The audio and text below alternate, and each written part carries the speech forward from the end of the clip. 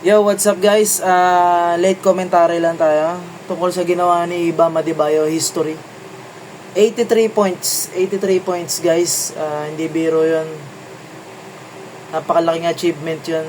Pangalawa na siya kay Wilt Chamberlain. Wilt Chamberlain, walang footage yung ginawa niyang 100 points.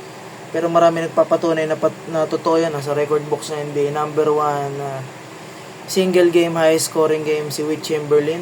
At ito nga, currently, nalampasan na ni Bam Adebayo. 83 points yung ginawa ni Kobe na 81 points. More on ilalim naman yung ginawa dito ni Bam Adebayo eh. Pinapanood ko nga yung video ngayon eh. More on ilalim, tapos maraming free throw.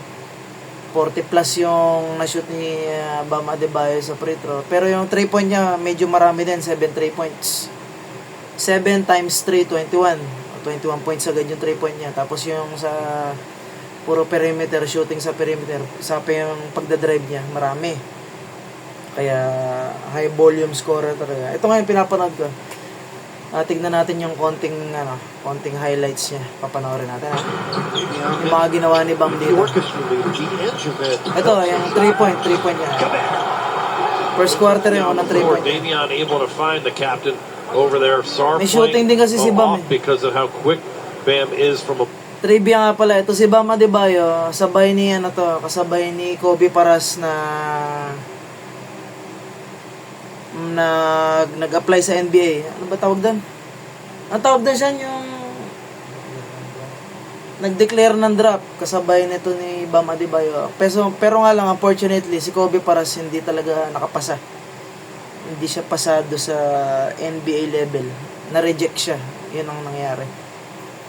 Pero ito, nakakalaro ni Kobe Paras to nung mga scrimmage games sila Bam Adebayo. Nakalimutan ko lang yung mga iba niyang kasabay, pero yung mga iba niyang kasabay niya yung mga sikat na mga all-star na ng NBA.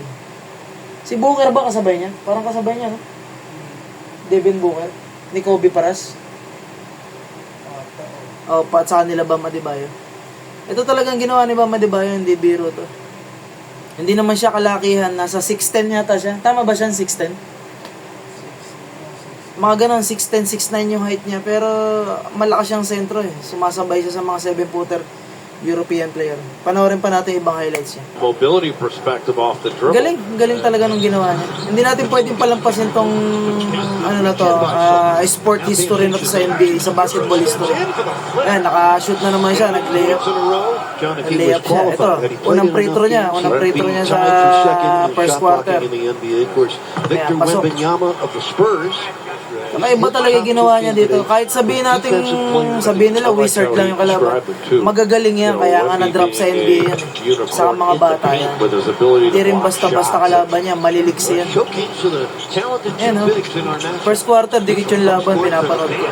Ina-analyze ko yan. 3 point na naman ni Bam Adebayo. Pakalawang 3 point. Ayan, 14 points na siya. Dito sa pinapanood kong highlight, 6 minutes pa lang, 14 points na siya. Biruin nyo. Ayan. Mahirap magawa ito talaga. Kahit anong sabihin ng mga basher, mahirap gawin yung 83 points.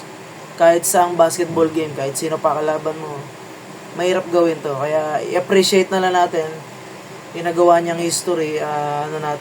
Huwag na natin i-bash kasi yung iba dyan, puro bash. Hindi naman marunong mag-basketball. Pag actual na naglalaro, nakakatawa naman maglaro. Kumbaga nagkakalat lang.